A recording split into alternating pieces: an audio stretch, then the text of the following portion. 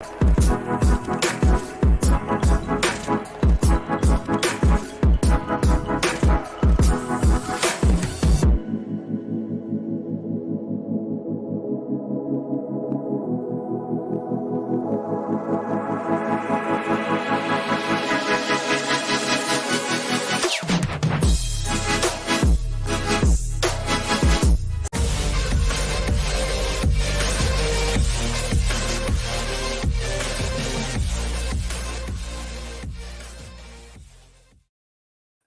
yes, guys. Welcome to Chasing Green Arrows. Merry Christmas to everyone. I'm getting in the festive swing of things already. I'm Gianni Mattici, and I'm joined by a regular co-host on a Wednesday. It's me and Big Man Backer. Big Man, how you doing, mate?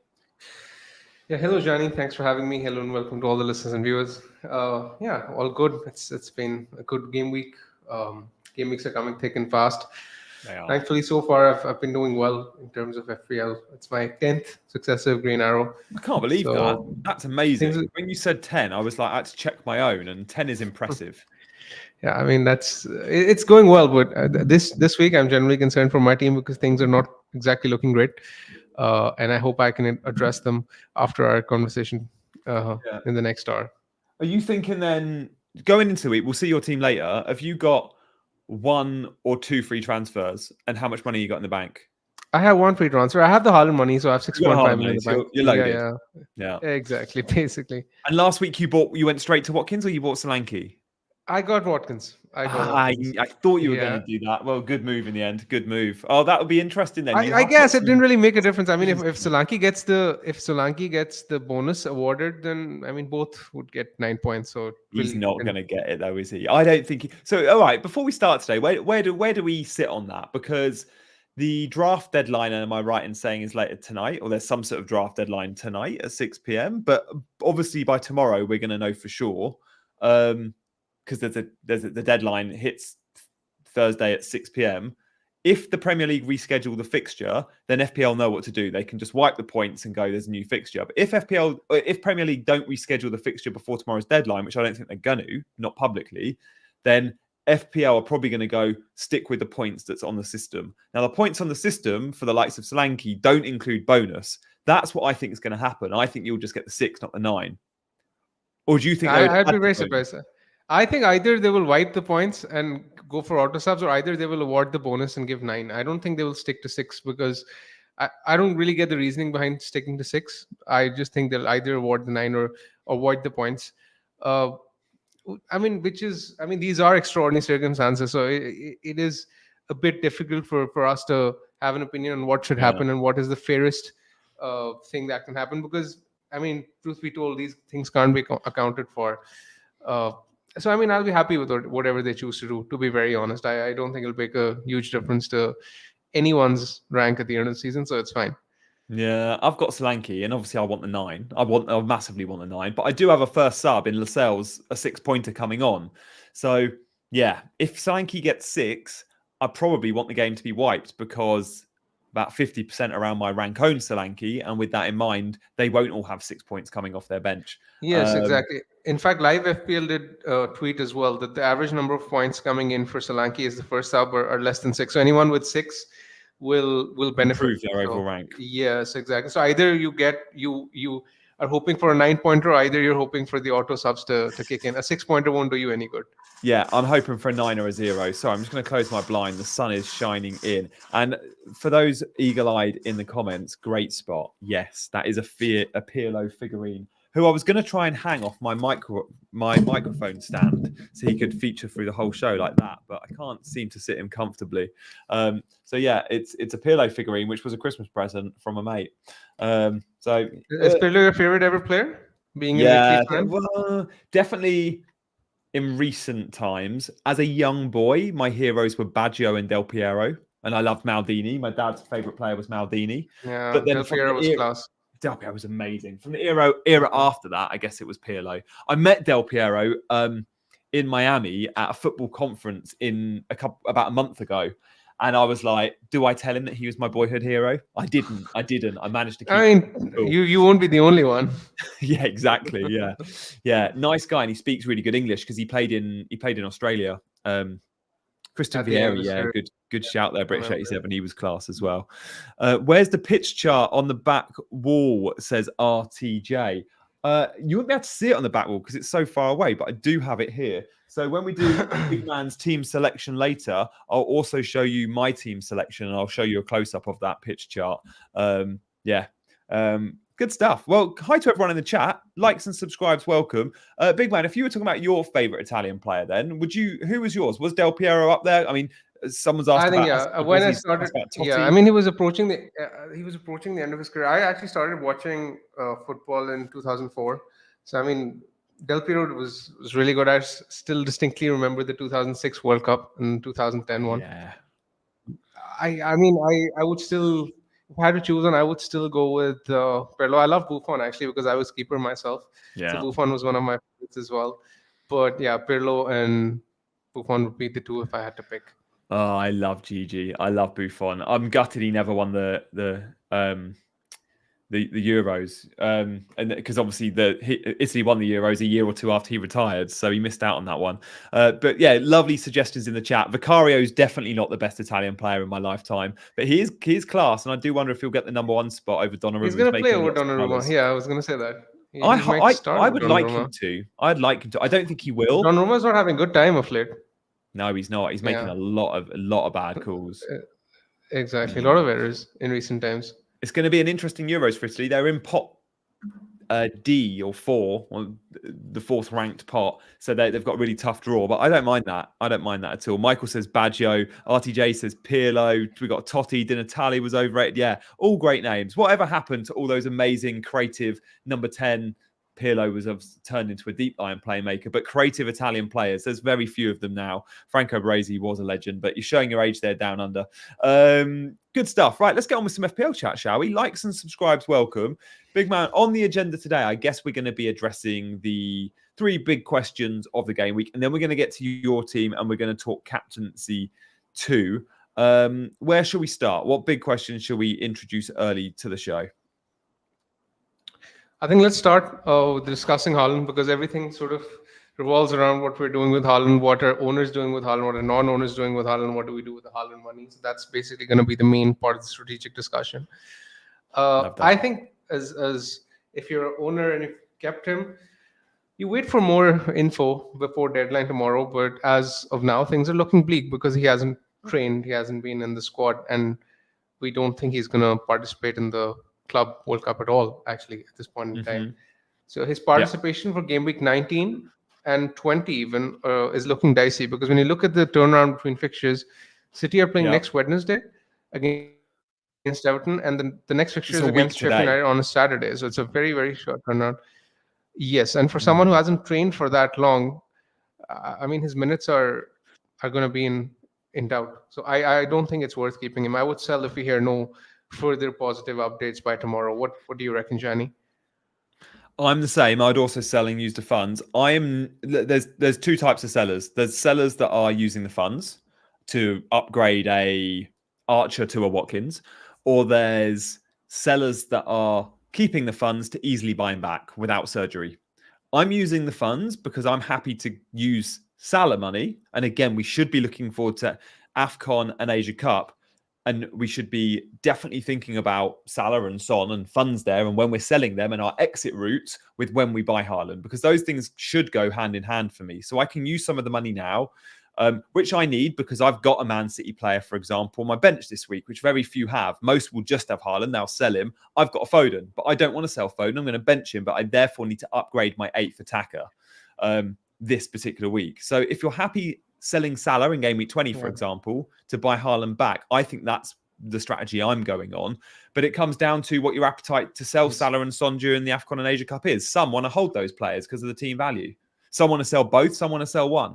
No, I would sell both. Honestly, I'm not going to cling on to a player for 3 or 4 weeks at that price if he's not playing. I think it's a straightforward sell for me. And the fact that Haaland might not play by game week 20 makes it a very natural switch in 21 from Salah to Haaland. I don't even think Haaland will be back by 20 if I was to guess. So Salah will be gone in 21. So you can...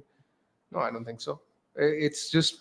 I mean, it's 10 days from now. And if he's not training by the end of this week, then I'm not sure it's in doubt. And The just the problem way with the fixtures is Pep, the Wednesday game is a week today, is away at Goodison. That's a tough fixture.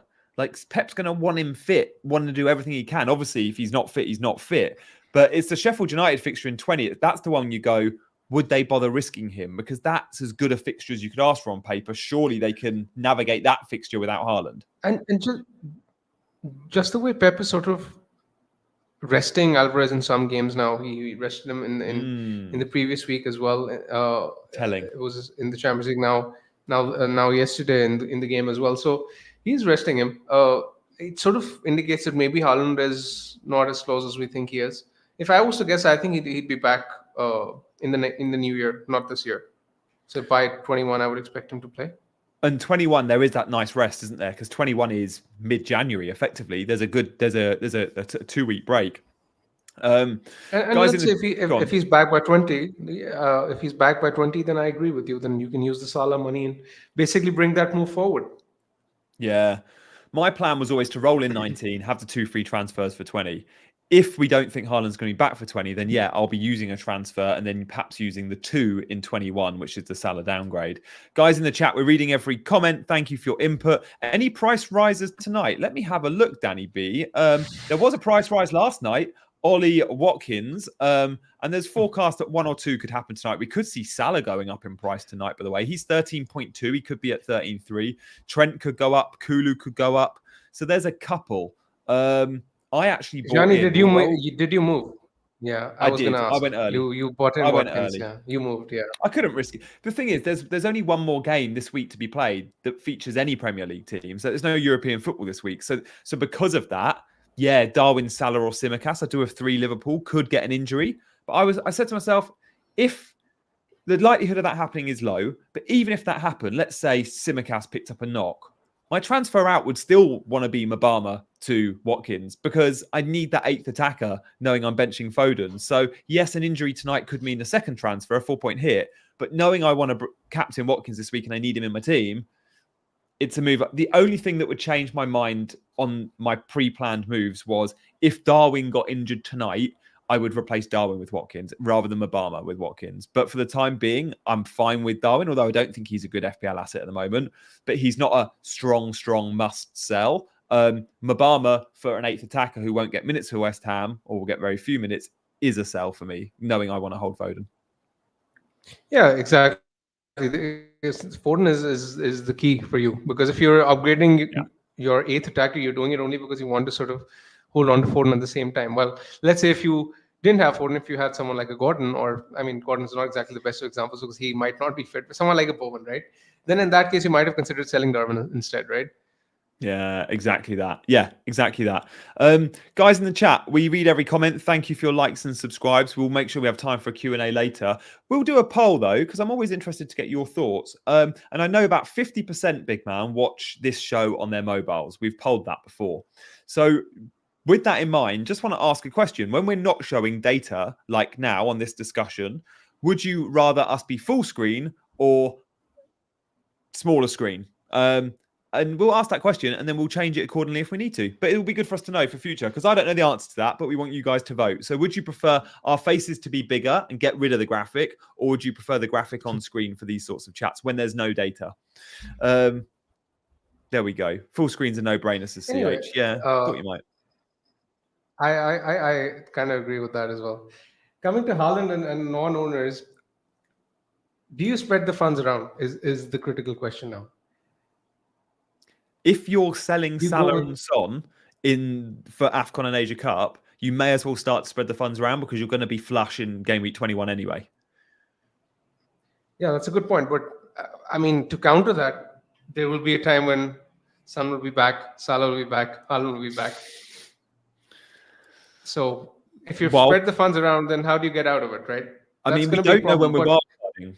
And wildcard might be not that long after those 2 tournaments. Yes, that's a good question. That's a good answer because I think that's a very good counter because I think a wildcard could sort of bail us out by helping us with fixing our team structure. Let's say if we spread the funds around. So I'm not exactly. I'm sort of now tempted with my own team as well to look at some of the premium defenders like Trippier or Trent.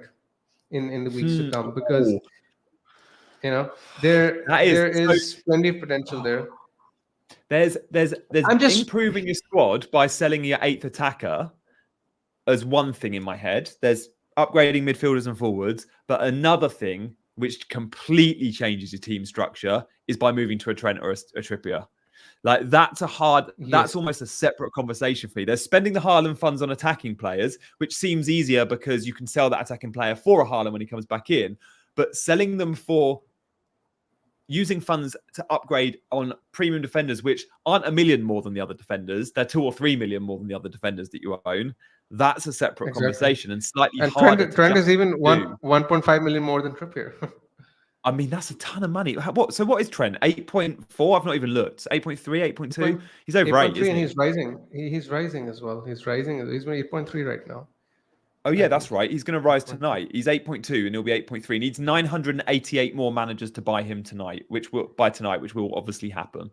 That's a ton of money. That's a ton of money for a Liverpool team that don't have many clean sheets forecast, in my opinion. They don't have a ton of, like, I guess you're buying Trent like when you buy Porro, you're buying him for the attacking returns. And we are seeing that with Trent now. But will he be starting games in the midfield, or will he be moved to midfield for the final 20 like we saw against Man United? I think we'll see more of that than him starting in midfield. If he's starting in midfield, then he's obviously the conversation changes altogether. But these are the kind of questions you need to answer. Do you think the fixtures are good enough for Trent to justify the surgery that you may need to make later by game week 25 or 26, when you want the likes of Salah, Son, Haaland back? But I mean, I guess I don't think we'd be having this conversation if even if one of Salah or Son was to be in the picture with Haaland come game week 21. But with just the one premium in the game, even with mediocre fixtures, these defenders are still elite picks, right? They're still better than the likes of, let's say, a Colville or a Konsa or someone like that, right? So if you do have money flying around, then I don't really see the harm in spending it. Is what I'm thinking. Yeah, I think if you think that's a good value pick and a good source of points, and you pick the players that get you the most points, then I wouldn't worry too much about team structure in 26 or 25. Yes, Son, Salah will be returning then, but 26 is a great example. There'll be blank game weeks, which could include Liverpool through the Carabao Cup. By 29, I think there's more blanks through the FA Cup. So we'll know about those blanks, and you'll have even more weeks to move those funds back around. Like I always say, every player is gettable with 2 transfers. And if you don't want to do that sacrifice, then that every player is gettable with 3 is an absolute worst case scenario. So I think I'm okay. If you think Trent's good, my thing with Trent is I simply don't know if he's worth the money when there are still good other Liverpool options. Like for as long as Tsimikas is in this game, and he won't be in this game from mid-January onwards, but for the next few weeks, for sure. Why would you? I would go Tsimikas over Trent just on value. Like you're spending 4. Okay, it's 4.9 now, but I don't agree with that. I think Tsimikas is becoming more of a dead pick in the times to come, because I mean Tsimikas, I fully expect him to be rested against Burnley in game week 19, which is midweek. And after that, I don't. I think he plays. You think he plays? But we've seen in the past with recent trends that Klopp rotates him when there are midweek fixtures. So I'd be very surprised if he started all the fixtures in this run. Because it's Burnley, I don't think there'll be a need to bring Gomez in. The last time you called it, and I remember challenging you on it, and you were bang on the money. You were right. Tsimikas was dropped. I can't remember who it was against, but it was a tricky fixture. Sheffield United? Was Sheffield United was it Sheffield United? Oh, you might be right. Was it Sheffield United in Sheffield? Yeah. He was rested for that. And is this Burnley in Burnley or Burnley in? It's Burnley and Burnley. Yeah, and this is a fixture where Klopp has rotated heavily in the past. Yeah, fair. Maybe I stand corrected on that. Yeah, maybe. So, Darwin, Tsimikas, dare I say it, even Salah could be at risk if he starts tonight, because this turnaround is very, very short. I would flog Salah, knowing he's not my responsibility in a couple of weeks' time for that's a good tired. Point. But Darwin, I'm with you on Darwin, and I'm nervous as a Darwin owner. Yeah, Darwin, and I personally think Tsimikas is becoming a bit of a dead pick as well, because the fixture this week isn't exactly ideal. The next week, I expect him to be rested. And Robertson is progressing well and is expected to be back in January. So how many game weeks are you going to get out of Simicast? Not too Yeah, I many. don't think he's I would say he's a sell buy. after this week. I think he's a sell So after I'm not this week. sure. I'm still not sure about that Burnley game. You're right. Klopp historically rotates, and Tsimikas has been vulnerable to midweek fixtures. But at the same time, if Trent can play all those games, then so can Tsimikas. It's just, does he think Tsimikas, and especially knowing Robertson will be back soon, does Tsimikas get Yeah, that but Trent run? can play in midfield as well. That sort of gives him that flexibility. True, and he's also one of the best players they need on the pitch at all times. But Yeah. if Tsimikas plays well, Tsimikas was rotated way back when against Sheffield United, but he wasn't playing overly well. And then we forget the week after that, or was it the week before, he got a 14 or 15 pointer. I don't think he's a buy because, of course, Robertson's going to be back. You only get a few games out of him. But I'm seeing people selling Tsimikas this week to say move to an Aston Villa defender. I think we've got an example. Beeble says, now you see, Gianni, why I wanted to sell Tsimikas to Konza yesterday. That's just not a move I'd make. I would hold Tsimikas until Robertson is back because he's on set pieces. He's one of the most attacking fullbacks in the league still. And many paid like 4.5 million for him. He's brilliant value. I would only make that transfer if I had two free transfers with nothing else to do. I won't make it with just one free transfer. I think the value of rolling a transfer this week is better than making a move from Tsimikas to a Villa defender, even though I do expect Villa to keep a clean sheet and there are strong favorites to keep a clean sheet. In fact, they've been given like a 56-57% probability of keeping a clean sheet, which is much higher than all the other teams. Yeah, there are gains to be made this week, but I think long term keeping a transfer in hand could be better because next week you might want to sell him on for, let's say, someone like a Walker in case we get news that City are doubling in game week 21, or who knows. Next week you might want Trent for Burnley, right? If you think that Tsimikas will be rested. So I think there are better options than selling Trent than selling Tsimikas for a free transfer this week. Gianni, another point I'd like to touch on is that while it's good discussing this strategic meta discussion about where to invest the funds and whether or not they'll be needed in the future, it's actually very difficult to say right now because the picture is sort of mudded in front of us. We don't exactly know the status with double game weeks. We don't know when Bournemouth will double. We don't know when City will double. We don't know when Haaland will be back. We don't really know when. When Salah will come back from AFCON. These are things which obviously add more questions in your head.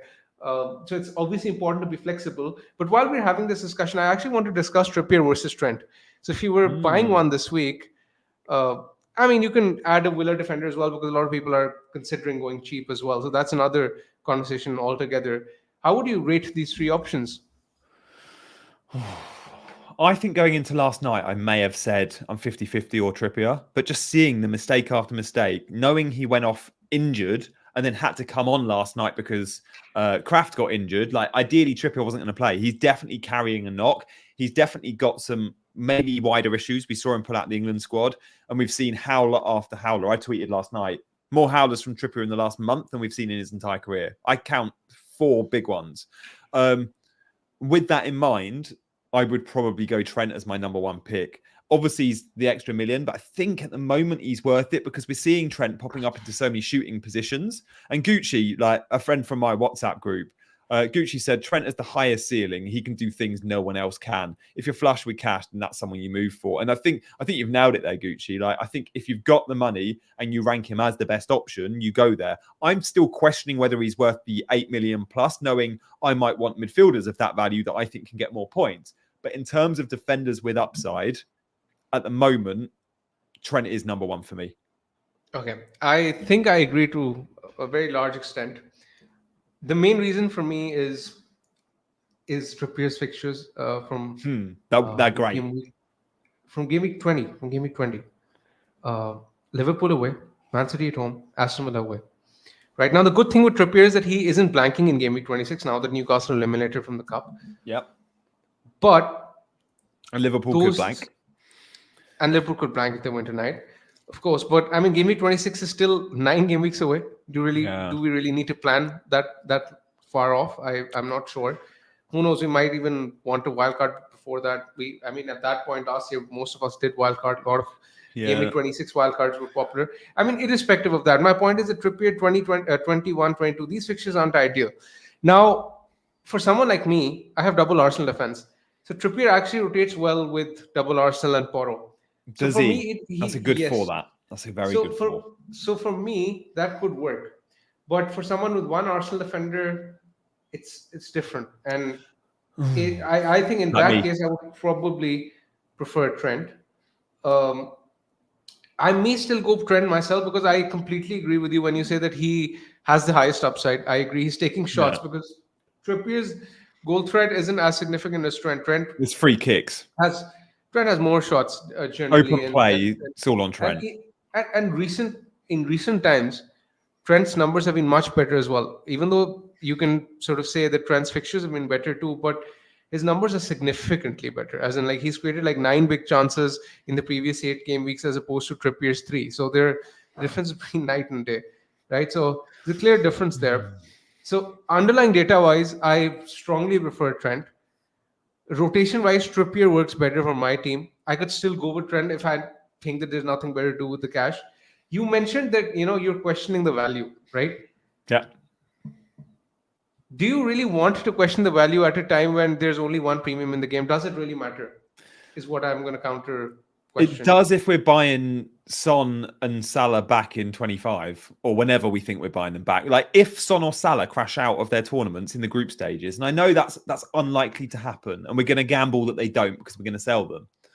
They only miss one game. If they come out in the last 16, they only miss 2 games. Quarterfinals 3 games, semis and finals 4 games. But we're looking at there is a chance, there is a world in which one of them leaves the tournament fairly early. I'm not saying either are going out in the groups, but I wouldn't be surprised if one goes out in the last 16.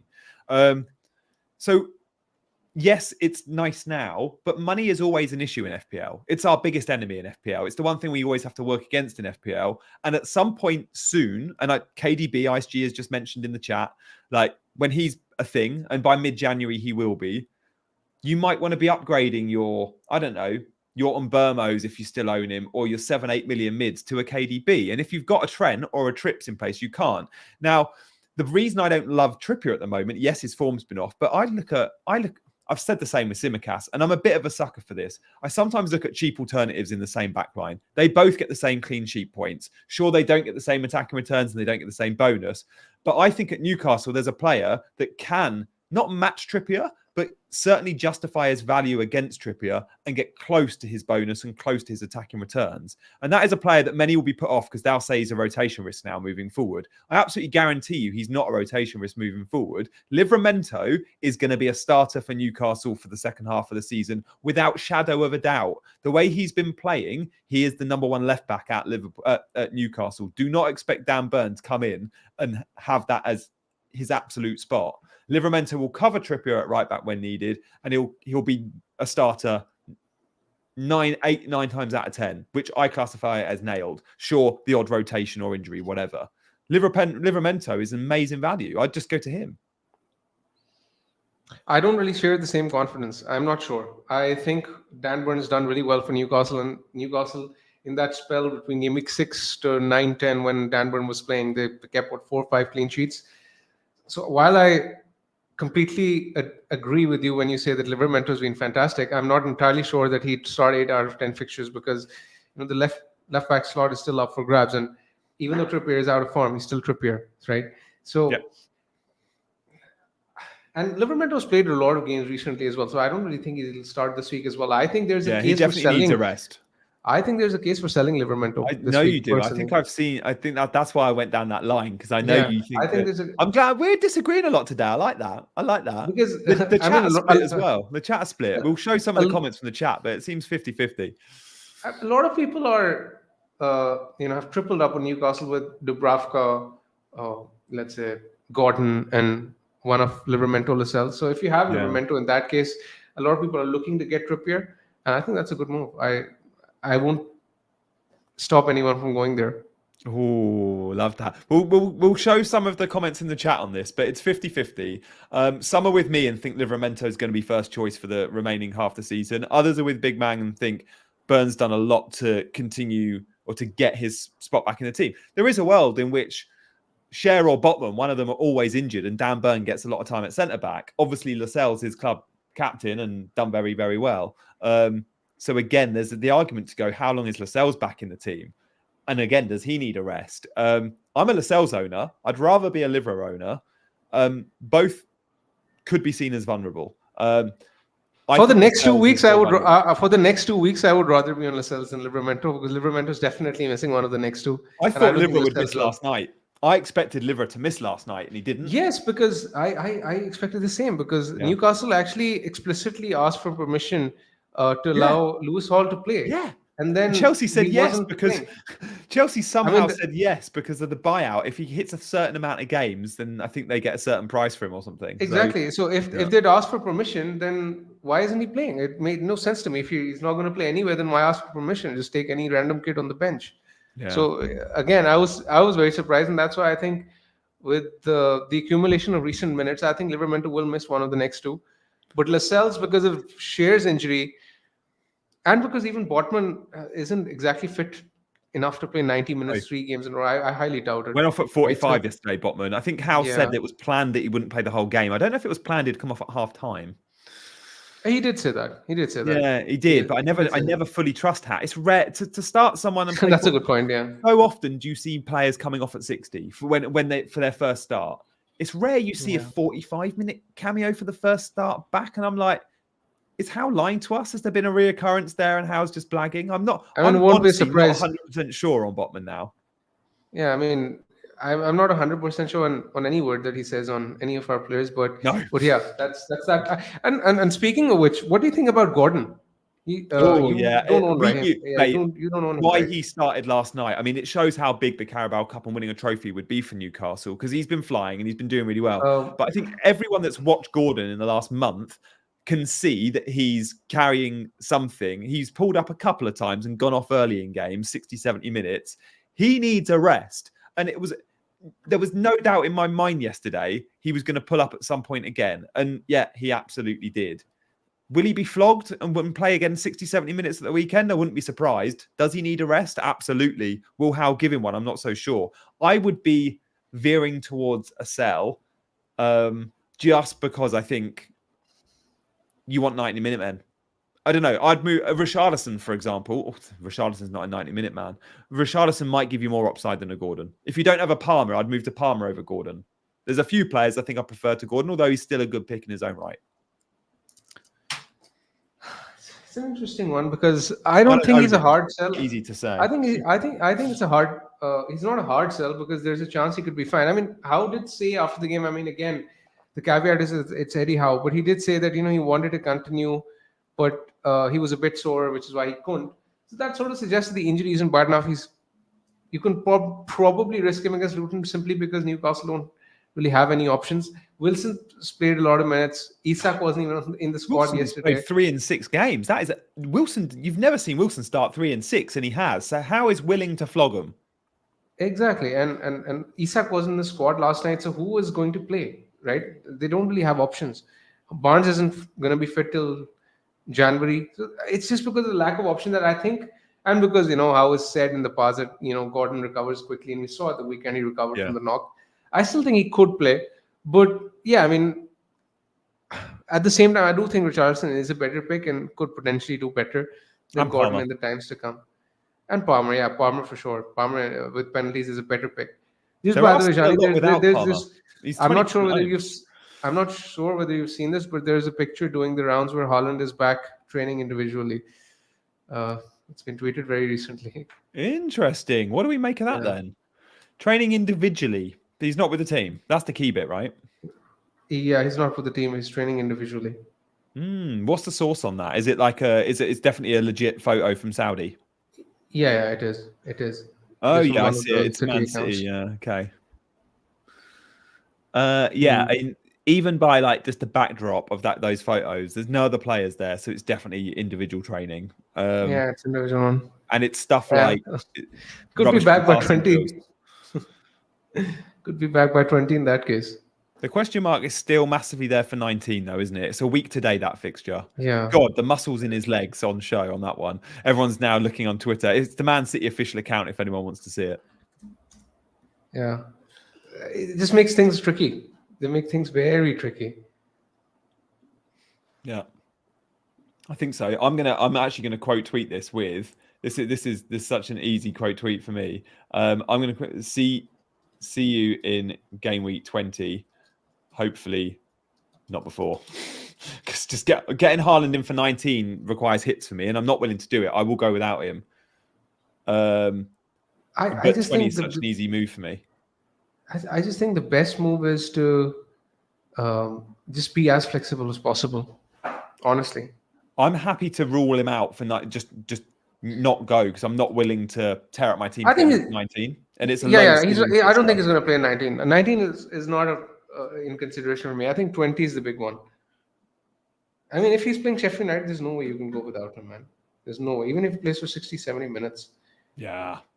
What do you make of Sheffield United then? Because many have said, "Oh, new manager," and we saw a new manager come in, and shot volume's gone down a bit, and yeah, they look a bit tighter. But against Chelsea, second half, they got absolutely bossed, and Chelsea aren't very good. So I look at this week. I mean, we'll talk about captaincy later, but Sheffield United is still very open and very gettable. Yeah, exactly. More They're away goals conceded than any other team in the league this season. 22 goals conceded away. I assume you're on Watkins captain as well. Yeah. I mean, let's discuss captaincy while we're at it, right? Yeah, go on. Same. I just think because they've conceded the highest XG this season. I mean, they've improved a bit under Chris Wilder, but still, they're Aston Villa should score 3 or 4 goals this week. They're by far the team which are projected to score the highest number of goals this week. So I'd be very, very shocked if it wasn't a comfortable win for Villa. I mean, yes, Watkins isn't on penalties, but I think this is a safe 8-9 pointer for him at the very least. I think I'm with you there. Chris Cummings just dropped a super chat. Chris, thank you for supporting the channel. You guys can support by hitting the like button if you don't fancy super chatting. You can support by subscribing, and you can support by hitting that notification bell. Chris, you're on topic here. We're chatting Watkins anyway. Loving the show. If I want to roll the free transfer, I've start 2 of the following. Would you start Gabriel, Lascelles out of those 3? Isak, God, is Isak even going to be fit to start? He's definitely not playing 90. I'd be surprised. I mean, if you're keeping Isak, I would start him for sure. It's a good fixture, and Wilson needs a rest. But would you move Isak to someone else? I mean, I don't think I would. If you've got Solanke in place and you've got Watkins in place, they're the only 2 forwards I think you really, really want over the festive period now, especially with Raul Jimenez being suspended and Calvert-Lewin maybe, but I don't think so. No, I don't think the entry point is there. I think you keep Isak in that case because you have the best 2 forwards, like Gianni said. And other than that, I would start Lascelles over Gabriel simply because Newcastle's fixture is easier on paper. Me too. I think I'd be benching Arsenal a lot. Even though I expect Newcastle to concede this week. Luton at home are good. Luton at home are good. And Newcastle might be a bit tired. I mean, they look very tired second half against Chelsea. They've been flogged, man. They've been absolutely flogged, the whole team. They've played so many minutes. Honestly, seeing Callum Wilson started against it. Was the AC Milan game Wednesday? I can't remember. It might have been 3 games in 7 days. But to see Wilson play 3 sets of 90 in a week off the back of an injury. Yes, that's just exactly. Whoa. If you're willing to do that to Callum Wilson, you're really working these players. Like we've seen Cher and Lascelles picking up knocks in games and battling on, and I'm like, both the centre backs need a rest. Gordon's a prime example. Joe Linton's picked up an injury. Like they're picking up muscular injuries because they're being worked so hard. Exactly, and that's the big red flag that he's just back from injury, yet he's been flogged and played in every game. They just don't have the resources. Yeah. And away from home, their performances this season haven't really been as good as well. And we do have a large enough sample size to suggest that it's more of a trend than, let's say, a blip or a anomaly. Yeah, I think so. Let's answer question number 2 quickly and question number 3 quickly, and then get to your team, Big Man. We'll show Big Man's team in 5 minutes. I'm sure we've covered some of these points, but let's get to question number 2 and 3 and see what we've got, because my memory is terrible, so I'm curious if we've covered it or not. Darwin, we've got to get there, so we'll get to Darwin, and then let's just show question number 3, and we'll perhaps do them together. So keep or sell Darwin. We need to talk Darwin, and then is it safe to invest Haaland funds in the Trent and Trippier? We've done that, which is great. So that's covered. Let's talk Darwin then. Like, where are you at, Big Man? Firstly, you do own him. But are you selling him for Watkins? No, you've got Watkins for Haaland. So what's your plan with Darwin? You don't own Solanke.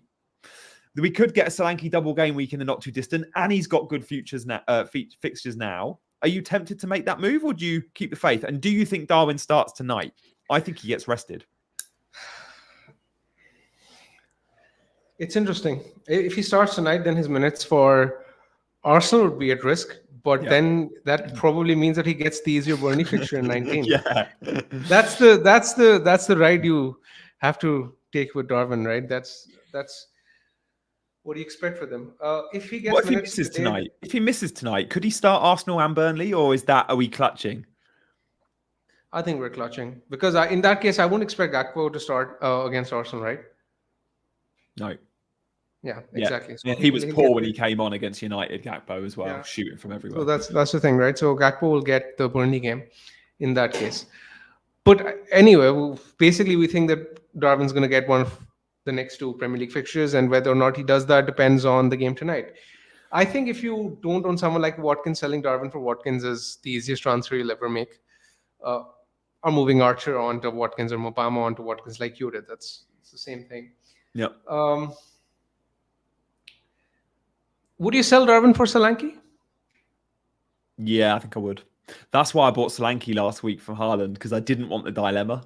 I knew if I went Haaland to Watkins like you did, I would have this pillow on my shoulder in my ear the whole time going, you haven't got Solanke yet, you've been telling everyone he's a great pick. You haven't got Solanke, you've been telling everyone. And the only way of doing that would have been to sell Darwin, I think. I mean, there's other routes with your 8th attacker, but Solanke over Darwin, knowing Solanke's going to give you 180 minutes over the next 2 games.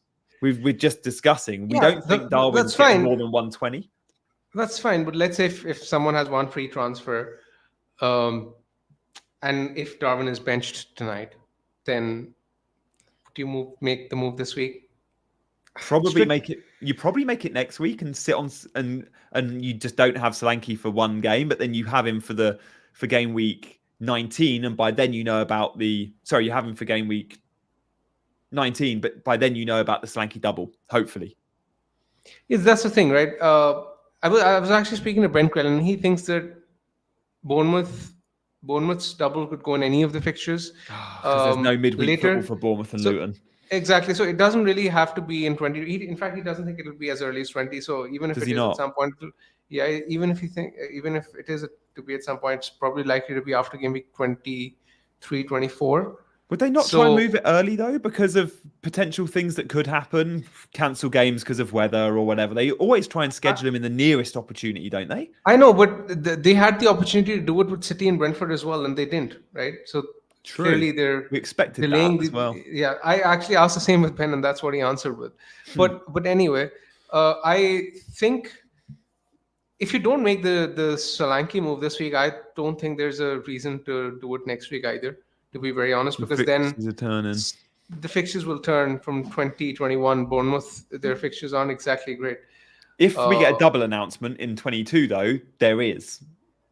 Even with those fixtures, you could jump in early in game week 19. Exactly. I mean, if he's doubling at some point, then you just get him closer to the double. But if he's not doubling in 2021, then there's no urgent need to jump on him, is what I'd say. Because the game was postponed or called off at 65 minutes or whatever, we haven't really discussed the performance of Bournemouth versus Luton. In that game, we saw 65 minutes. We saw an XG of like 0.28, a big chance missed, by the way, before he got a goal. And he was on for 3 bonus. Solanke is the type that, a bit like Raul Jimenez, I remember at Wolves, it was like he played in a team that didn't score a ton and he did well in the BPS, that when he did score a goal, especially if his team conceded that match, he was on for 3 bonus points. And I think we'll see a fair few 9-pointers from Solanke, and he was on for a 9-pointer. He got a 7-pointer against Man United. The fixtures read Forest away, and then Fulham at home for the next 2. 2 really good games, but then it is tricky. It's Spurs away, Liverpool at home, West Ham away. Then it's back to Forest at home and Fulham away again. So I still think he's quite a good long-term hold at that price. I think. I mean, what I'd like to say here, Jani, is that let's say if Darwin plays tonight, then Yeah. moving Archer or Mubama onto Solanke is a good move. Yeah, good point. If he starts tonight. Exactly, because then you can upgrade your eighth attacker, bench Darwin this week, and then get Darwin back for the Burnley fixture next week. At the same time, keeping hold of Solanke. So we're actually going through a very interesting phase in FPL where there's so many factors in play that lots can change with just one piece of information. Yeah, yeah. Tons of info. We're seeing people going crazy for the Haaland news. Prime example, like one bit of information. It's a photo without a comment, without any teammates, and many are thinking that he's going to be back and playing like in Saudi or in Game Week 19. Like he's individual trading, as you would if you just had an injury. So there's nothing necessarily new there. And the Darwin news, as you're right, it will go down to what we see tonight and any new information. We might see him come off the bench and score a hat trick, and you go, "Wow, like he's flying!" And Klopp's going to give him 70 against Arsenal, and then start him against Burnley because he's actually fresh enough because he didn't start in the cup against West Ham. So I'm leaving it open where I know I want to be in a position where I keep Darwin, Watkins, and Solanke, and then when I buy Haaland back in Game Week 20, I can sell all three are up for bidding off. Probably Darwin with what we know, but there's a chance by then you're looking at selling a Solanke. Unlikely a Watkins, but leaving it open. Yeah, I think where you can roll the transfer because information is going to be king with Haaland fitness and with double game week announcements. Speaking of rolling a transfer, let's move on to my team. Come on. Let's have a look. Let's have a look how you're set. We've got a good 11, 12 minutes to discuss your team. And you've got a free transfer. Money's not an issue at the moment. You've got the Haaland funds. You've got a bit of a benching dilemma, you could argue, with Gabriel. Is it Gabriel or Saliba that you start? Do you start Matty Cash with no Kamara in that Aston Villa team? We've got Aston Villa Bozzy in the chat who said earlier he doesn't think Cash will start. I personally don't think he will either because of Kamara missing. But talk us through it. What are your biggest questions this game week? Yeah, I think the team looks a bit of a mess this week. I think I'm in trouble with just one free transfer. I don't exactly like the look of it. I'm definitely going to play the Arsenal defender over Taylor because Arsenal, even though I do expect them to concede, Burnley's clean sheet odds aren't much better. Arsenal I'm doing that too. Arsenal have been given a 25% chance as opposed to Burnley 17% by the bookmakers. So I'll go with the bookies odds there. And Arsenal have a better defense anyway. Cash is a tough one. I think more than Kamara's suspension, I will make this decision based on Pau Torres' availability. If Pau Torres is fit, if he's fit, then I think that Cash won't start. In that case, I would expect Willer to start with Konza as the right back. But if Pau is... We'll get a press conference from Emery because it's one of the few games we'll get a press conference from with a Thursday deadline. Villa play Friday. We'll hear from Emery tomorrow. So, big man, you are probably going to know about Pau Torres, aren't you? Yes, crucially, we'll hear tomorrow. I think Pau will be fine, but let's say if Pau isn't fit, then I can get 1 week out of Cash. And in that case, I'll risk starting him because the fixture is as good as it gets. And this is the kind of luck I need this week. If you go and get a Cash 15-pointer, I'm going to be sick. As someone that sold him. Forget the 15-pointer. I'll take 6. I'll take 6. Yeah, get the 15 one. Are you questioning? Let's say Pau Torres is fit, or we don't hear anything, and we assume he's fit. Would you still start Cash over Gabriel, knowing Cash can get a 1-pointer? No, I won't. You'll start Gabriel because I just don't think he'll start in that case, right? So I'll just start Gabriel, or just sell Cash rather. With the one free transfer. Yeah. Who would you sell for then? The entire point of keeping Cash till now was to have some utility in Game Week 18. And if he's not playing this week, then there's no role for him in my team. And then I can just easily sell him for someone. Yeah, the problem with buying Trent, it's not the best entry point, and you love a good entry point.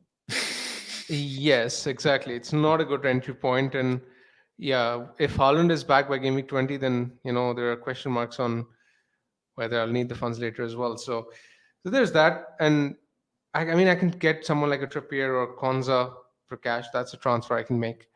Are you tempted by those two moves? Who's your number one ranked defender? I know I said earlier Trent if money wasn't an issue. If you're selling Cash, where do you rank Konza, Trippier, Trent in your priority order? I think Trent, Trippier, Konza would be the pecking order for me. So it's Trent or Solanke for you this week? Maybe Solanke, maybe even Richarlison. If I decided to sell Gordon, if we hear news that he's not been training or something of the sort, then maybe Gordon to Richarlison. I like Richarlison. You mentioned him earlier. Yeah. Uh, that could be a transfer that could happen. I'll be Darwin, on I pens in think the Asia Cup as well. Good long-term sort of 5 to 10 week hold, Richarlison. Darwin, I think I could keep if he doesn't start tonight. If he starts tonight, then he becomes a bit of a risk. In which case I could move him on or move Archer on. So a lot of things are still up in the air. I'm not exactly sure what move I'm going to make. There's a chance I might take a hit as well, which would be my first of the season. But given the Wow. state of my team, I think I'm open to taking a hit this week, which is entirely possible. What would you suggest if you had this exact team?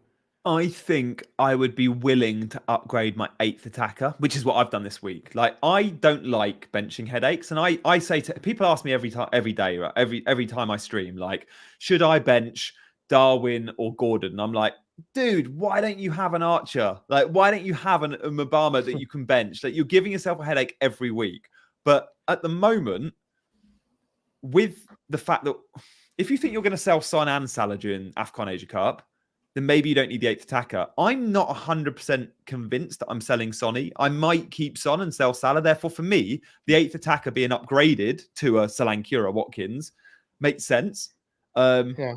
I don't know if it does for you if you're definitely going to sell those two players. Maybe it's too soon. I mean, I also have Foden that I need to bench this week. So for me, the 8th attacker, upgrading Archer to Solanke is my immediate thoughts. Exactly. I mean, with one premium in the game, from this point onwards, I think there is a case to upgrade the 8th attacker. I'm comfortable upgrading Archer. I don't really mind doing that if need be. Yeah. So you'd risk cash actually. So you'd risk cash and you'd upgrade Archer to Solanke. Is that what you're saying? I would be looking for Aston Villa ITKs and training ground photos on Pau Torres. It's all on Pau Torres. And if Pau Torres is training with the team and Emery says nothing, then I wouldn't risk cash. But selling cash ahead of a game in which he could start, where there's a double-digit haul in cash against Sheffield United, possibly. So basically, you're saying that if Pau is fit, sell cash, which is the plan, and if he isn't fit, then Archer to Solanke maybe. Yeah, or Darwin to Solanke if Darwin starts tonight. If Darwin starts tonight and plays badly. If Darwin starts tonight and plays well, you keep him because Klopp will back a confident striker scoring goals. If he starts tonight and scores and looks good, he'll start against Arsenal as well. But if he starts tonight and looks bad, Hakpo could come in for that Arsenal game or definitely for the Burnley game. So, there's a lot of if, buts and maybes. With Gordon, I'd probably be holding him just because I think Howe will start him. And I think he'll probably go off injured at 60 and then be fine again for Forest because that's what we're seeing with Gordon. But Gordon does look good every time he plays, even with his knock. I thought he was bright against Chelsea at times last night. He was very bright at the weekend. He got a 6-pointer, but also hit the bar. He was good against AC Milan before he went off injured. Gordon is one of the standout players at Newcastle at the moment. So I'd be reluctant to sell him. But I do like Richarlison. But you can buy Richarlison for Son or Salah when you sell them. Yeah, that's what I will probably end up doing. Counter argument is someone like myself could get Foden later, right? You have Foden, so True. For you it's a Richarlison route that you'll take, but I could go the Foden route at that point. Yeah, and Foden, I think with a Man City double, we're just waiting to hear, will be a popular pick. I think there'll be some that are put off by Alvarez with the return of KDB. I think fewer should be put off by Foden with the return of KDB because his roots to the team are he can play number 9, where he played yesterday, by the way. Alvarez was benched. He can play left, he can play right, and he can play KDB role. There is 4 entry points. For Alvarez, there's 2. So it's interesting. What about Saliba versus Gabriel? I would argue Gabriel is a greater goal threat. I have gone into a lot of detail doing this research. I mean, this season, Saliba has a better goal threat and he's doing better for bonus. Yeah. But generally, historically, Gabriel has had the greater goal threat. But I have actually gone into minute details and looked at their disciplinary record as well. And Gabriel is more prone to taking a yellow or a red card. Oh, nice. So Saliba is maybe better. I don't know. Saliba's, the better centre-back, but it's just, who's the better FPL asset? And you're right, the bonus points are important in this conversation. And for me, I always think with centre-backs, predicting goals and assists are impossible.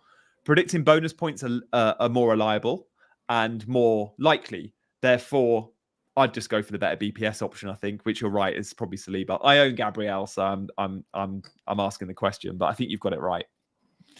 I hope so. It's just that one scenario, that situation where it's just going to go wrong, whoever you pick. It's one of those sorts of things. I hope so. Just not worth mulling over. Honestly, I spent way too much time on this, and I really shouldn't be. Mate, you wouldn't be an FPL content creator or a good FPL content creator if you didn't spend a ton of time on that decision. The other big decision you've got to make this week is captaincy. 3-horse race, 3 players with home games: Salah, Son, Watkins. I think, like many, you're probably, and myself, discarding Salah because the fixture's so hard to call. Yet Spurs, we're back to win. Villa, we're back to win. Both are good at home. Villa are crazy good at home. 15 on the bounce. I think they've won. Yeah. Son's got more FPL points than Watkins at home, though. Everton are actually 3rd best for XG conceded. They're good, Everton, aren't they? But they did play in the week. They could be tired. There's a narrative you could build around Everton being bad this weekend, knowing they had a midweek game against Fulham. I guess, but I don't know. So as Villa will have had a full week's rest as well. So yeah, and Villa play the team that have conceded more away goals than any other. Yeah, and most XG of all teams in the league as well. So I mean, it's easy to build narratives, but I just think Watkins is a better pick than Son this week. Are you set on that? Yeah, I'm not really considering changing the captaincy. I'm more concerned about my team, my substitutes, my starting lineup, my transfers. I have bigger fish to fry this week than to worry about my captain. Generally, captaincy's an easy one. See, for me, my route has been set like for a few weeks, and I'm fortunate that nothing's come up where I have to divert from that route, which I kind of expected an injury or something. But yeah, my route has always been Mabama to Watkins, which is why I went so early on it. So your move this week is going to be cash out for. I think you'll end up going Trent, but a Trippier, or a Konza. A Gordon out for a Richarlison, less likely, or a Archer or Darwin out for a Solanke. How badly do you want Solanke then? How bad? That's what this comes down to. You know they're going to get a double game week at some point. You could buy him in 10 weeks because he gets. I'm happy. I'll put it this way: I'm happy keeping Watkins. Happy keeping Darwin if he's benched tonight. I think I'll give him on the Arsenal game. Let me put it that way. Who knows? I mean, with Solanke, new manager bounce, etc., could happen with Forest. I don't know. Do you feel like you're owed with Darwin though? Is that why you want to keep him? Because Darwin. Not necessarily. I just think that the value that I can get by getting more information next week is big. Yeah. But I mean, Darwin to Solanke is something I will consider, and it's something I might end up doing. So basically, it's either you've nailed it: cash to Trent, Konza, Trippier, Gordon, Richarlison, Archer, or Darwin to Solanke. Yeah, these are likely going to be the moves I'm going to be considering. Maybe even a hit if required. I'm similar mindset to you there, mate. And again, it's definitely one of those moves, but possibly 2. And I think you'll end up doing 2 if you think Pau Torres starts. I think that's what it will come down to, which is fair. Yeah, a -4. Like I'm with you. I've barely taken -4s this season. I've taken 1, and I took it 2 weeks ago. I was so pleased I did because it got me a move ahead, and you could be the same. Like with Trent, for example, if you took a -4 cash out for Trent, you're a transfer ahead.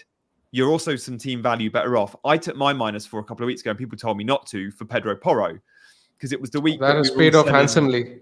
Yeah, it paid off handsomely, and it was the week everyone was selling in Burmo, so the transfer was fixed. Everyone was selling in Burmo, and I was like, I really want Pedro Porro, but I know I need to sell in Burmo. So I was happy to do the 2 moves. But that -4 paid off. And obviously they don't always, and you have to judge them over time, especially going into the thick and fast fixtures. Better to take a -4 now than in 2 weeks' time when you don't see those immediate rewards for a player that you know will play every game. Agree. Yeah, I completely agree. If there's value to it, and if I think that the transfer will pay off in, let's say, 4 to 6 game weeks' time, then I'll pull the trigger, no problem. Love that. Big man, loved our chat today. We've got through loads. I can't wait to see your team. Very engaging discussion. Very engaging. Yeah, it was good fun. We'll see your team. You'll post your team on social just after the deadline, so we'll see that. And look, we'll review it again next time we're on. I think we're going to do a stream next Tuesday. Make sure you hit the notification bell, guys, because our streams are going to be all over the place for the next week. We do have one final super chat, which we're going to answer. But also, tomorrow we are going live at 10 a.m., me and Dean. That's our pre-deadline stream, if you like. We're going early. But we have a question from Christopher Icon. Thank you, mate. He loves the show. He says, start Dubravka, Lascelles, or start Taylor Toffolo over Lascelles to hedge. So do you go for the double Newcastle defence? That's what I'm doing, by the way. And I have double. a Taylor. Yeah, I'd go double. Just play the better options. Yeah, I don't think you hedge at all there. I think it's an easy decision. Dubravka, I would go with the double. Exactly.